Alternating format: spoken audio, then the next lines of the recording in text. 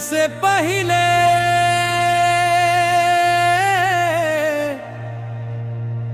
एगो सवाल पूछब,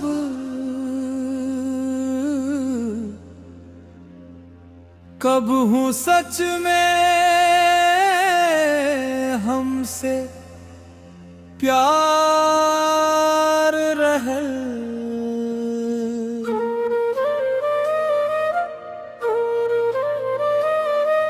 अगर रहे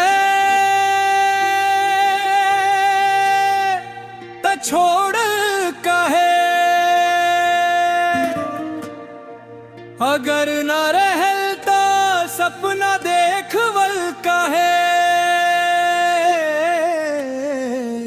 आजो ई सवाल जिंदाबाद, बाकी जवाब देवे वाला ना बा। कब्र पा फूल चढ़ावे से पहले एगो बेर सच बोल दिहा, बस इतने चाहत बानी।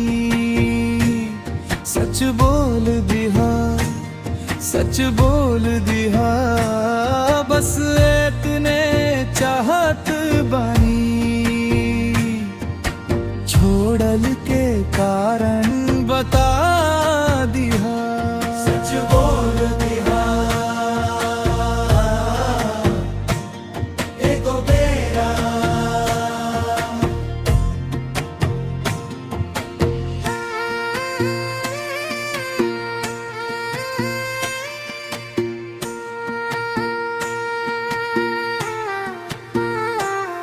रह दिल की तड़प तू जानत रहले, मुस्कान में छुपल दाह तू मानत रहले।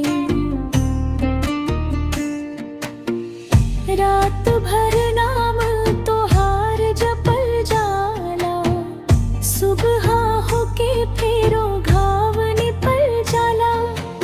आजो ई सवाल जिंदाबाद, बाकी जवाब देवे वाला ना बा।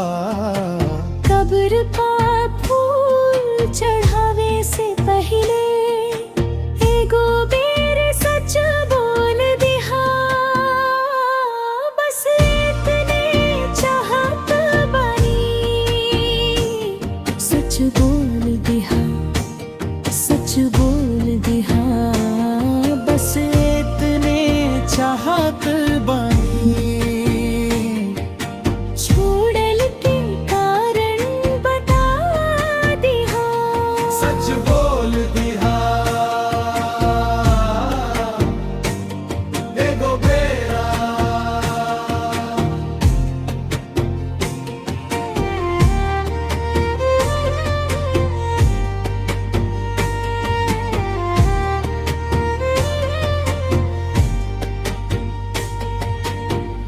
अगर प्यार रहल त हाँ कह दे, अगर न रहल त साफ कह दे। झूठ के घाव से मरत बानी, सच के एक बूंद धरत बानी।